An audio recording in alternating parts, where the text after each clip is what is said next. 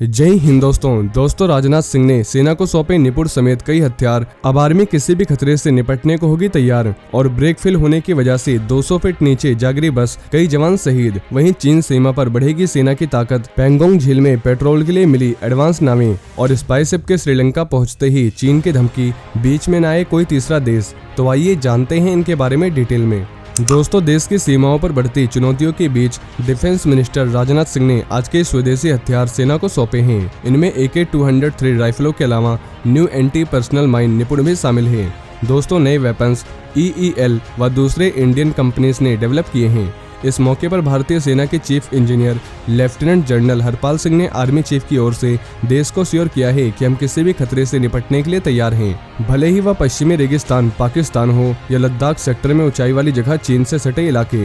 ये बात उन्होंने सेना को एडवांस वेपन सिस्टम सौंपे जाने के दौरान कही है।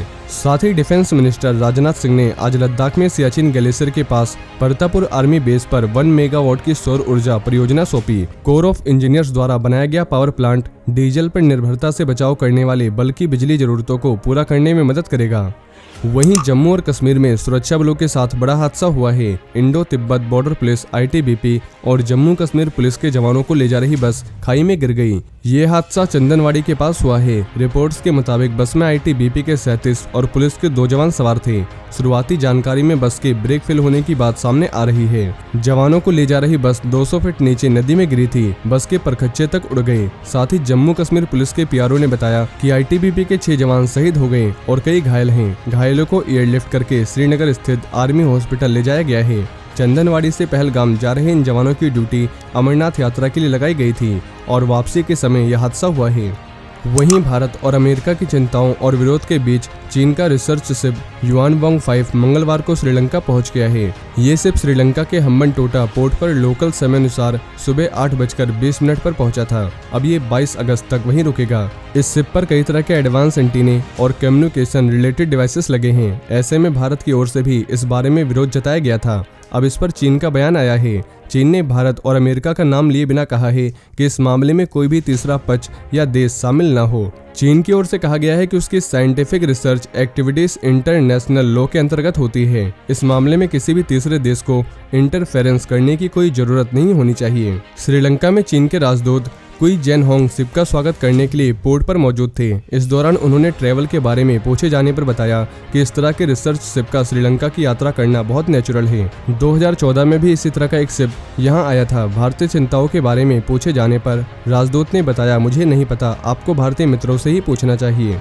साथ ही ग्लोबल टाइम्स ने फॉरेन मिनिस्ट्री के प्रवक्ता के हवाले से बताया कि मंगलवार को चीन का रिसर्च शिप युआनवोंग 5 श्रीलंका के हम्बनटोटा पोर्ट पर पहुंच गया है। उसके पहुंचने के दौरान राष्ट्रपति के रिप्रेजेंटेटिव समेत कई बड़े श्रीलंकाई ऑफिसर शामिल रहे। वहीं भारत ने इस स्पाई शिप का श्रीलंका के पोर्ट पर रुकने का विरोध किया था। भारत का कहना है कि इसमें कई मॉडर्न डिवाइसेस लगे हैं जो स्पेस में भी ऑब्जेक्ट्स की पहचान कर सकते हैं और Hambantota port Asia Europe shipping root के बीच ही स्थित है। ऐसे में आशंका है कि कहीं चीन इस पोर्ट को मिलिट्री बेस के रूप में इस्तेमाल न करे। वहीं लाइन ऑफ एक्चुअल कंट्रोल पर चीन के साथ चल रही तनातनी के बीच डिफेंस मिनिस्टर राजनाथ सिंह ने आज भारतीय सेना को कई तरह के एडवांस वेपन सौंपे हैं। भारतीय सेना को मिले सारे मॉडर्न वेपन्स आत्मनिर्भर भारत योजना के तहत विकसित किए गए हैं और स्वदेश निर्मित हैं। भारतीय सेना को जो हथियार सौंपा गया है उसमें पैंगोंग झील में ऑपरेशन के लिए attack landing craft, infantry combat vehicle समेत कई मॉडर्न वेपन सिस्टम शामिल हैं। राजनाथ सिंह को भारतीय सेना के futuristic infantry soldier inner system F-INSAS के नए वेपन सिस्टम और AK-203 असॉल्ट राइफल की जानकारी दी गई और क्षमताओं से फैमिलियर कराया गया। इस दौरान भारतीय जवानों ने लद्दाख में स्थित पैंगोंग झील में पेट्रोल के लिए बनी स्पेशल बोट्स का डिस्प्ले भी किया है। जवानों ने डिफेंस मिनिस्टर के सामने लैंडिंग क्राफ्ट असॉल्ट की क्षमता का डिस्प्ले किया। खास तकनीक से बनी ये नावें एक समय में 35 कॉम्बैट सोल्जर्स को ले जा सकती है और बहुत ही कम समय में झील के किसी भी क्षेत्र तक पहुंच सकती है। इन बोट्स के सेना में शामिल होने से भारतीय सुरक्षा बलों की ताकत में इजाफा होगा। बता दें कि चीन के साथ सीमा पर चल रहे तनाव के बीच भारतीय सेना लगातार अपनी ताकत बढ़ाने में जुटी हुई है। 2 साल पहले गलवान में हुई झड़प के बाद से ही दोनों देशों की सेनाएं सीमा पर आमने सामने हैं। अब भारतीय सेना और इंडियन सिक्योरिटी एस्टेब्लिशमेंट ने अपनी पॉलिसी चीन को ध्यान में रखकर बनानी शुरू कर दी है और भारत जल्द ही ट्रेडिशनल एंड मॉडर्न वॉर और टेररिज्म से निपटने की स्ट्रेटजी के तहत 4 lakh close quarter battle carbine की खरीद करेगा। इसके लिए सरकार से मंजूरी भी मिल गई है।